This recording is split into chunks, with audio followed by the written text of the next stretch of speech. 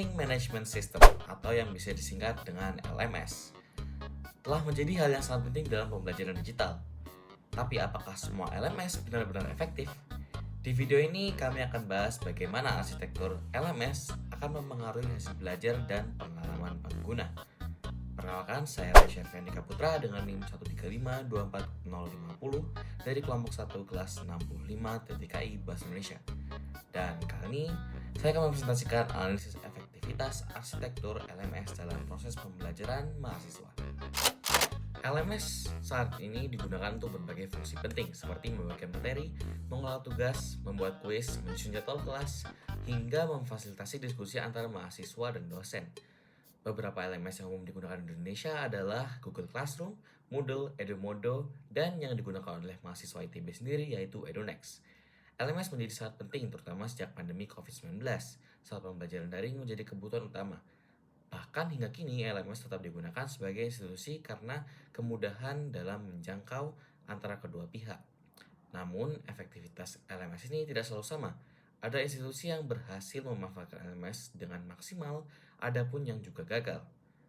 Misalnya tampilan yang tidak responsif di perangkat seluler, navigasi yang rumit, atau fitur-fitur yang tidak sesuai dengan kebutuhan mahasiswa.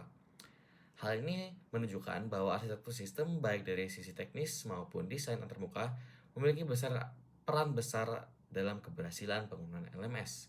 Karena itulah dalam penelitian ini kami mengkaji lebih dalam bagaimana arsitektur LMS berpengaruh terhadap efektivitas pembelajaran.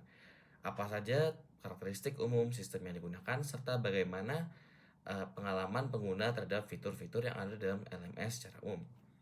Selanjutnya adalah fokus penelitian kami.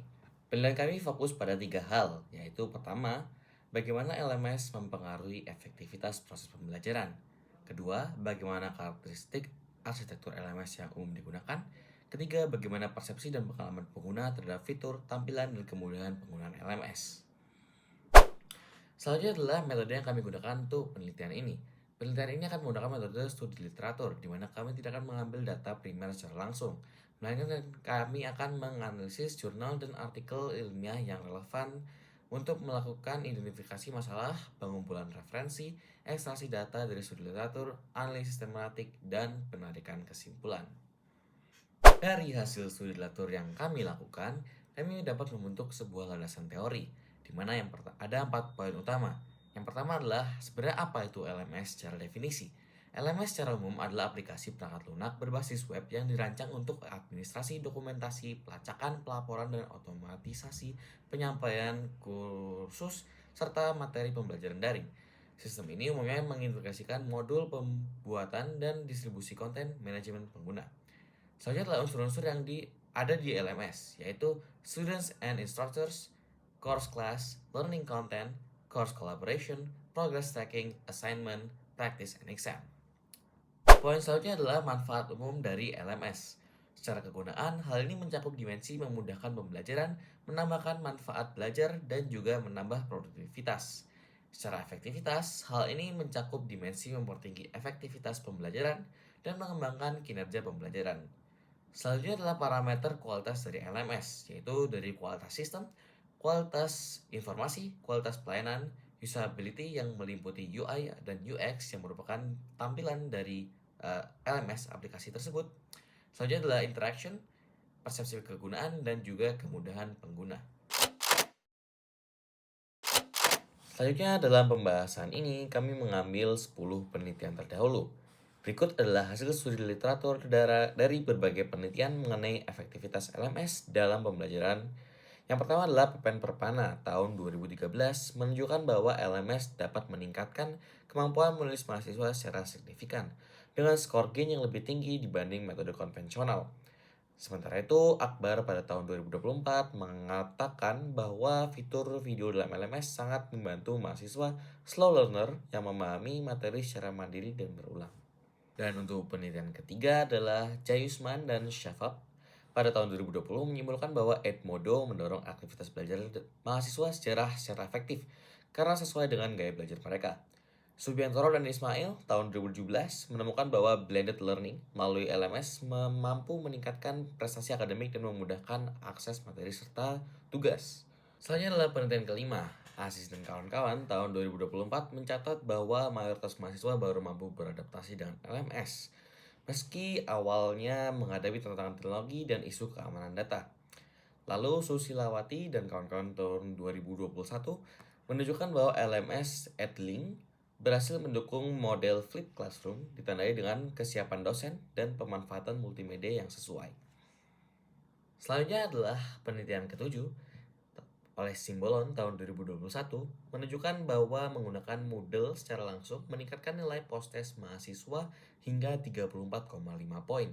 Dalam studi lanjutannya pada tahun 2022, ia juga membuktikan bahwa model blended learning berbasis Moodle menghasilkan gain tinggi dalam mata kuliah konsep dasar IPA.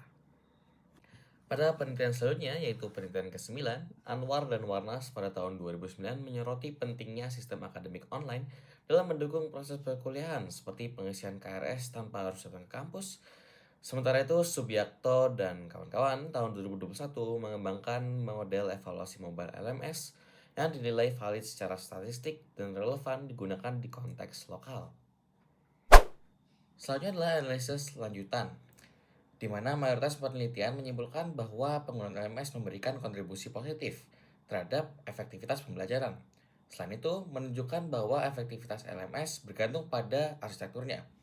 Hal ini paling terlihat pada hal yang dikemukakan oleh Fauzan Akbar pada tahun 2024, di mana pentingnya fitur video interaktif dan desain visual untuk mahasiswa slow learner memudahkannya untuk mereka belajar.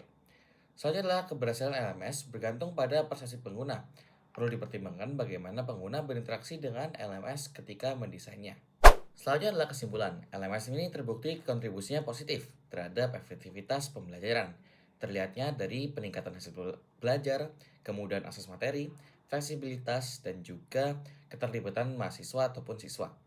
Karakteristik arsitektur LMS yang umum digunakan mencakup aspek modularitas sistem, kemudahan integrasi, responsivitas antarmuka, serta dukungan fitur-fitur seperti pelacakan kemajuan belajar, forum diskusi, dan juga manajemen penugasan.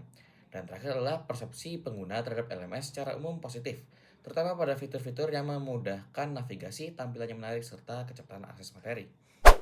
Selanjutnya adalah saran. Institusi pendidikan perlu melakukan evaluasi berkala terhadap LMS yang digunakannya. Selanjutnya adalah pengembang LMS disarankan untuk merancang sistem yang modular, terintegrasi, dan juga mudah digunakan. Selanjutnya adalah dosen dan tenaga pengajar diharapkan mengoptimalkan fitur LMS dengan menyusun materi yang interaktif dan memberi umpan balik secara langsung untuk mendukung pembelajaran. Dan terakhir adalah penelitian selanjutnya dianjurkan untuk mengeksplorasi efektivitas LMS melalui pendekatan kualitatif dan menguji pengaruh fitur tertentu terhadap hasil belajar mahasiswa secara lebih spesifik.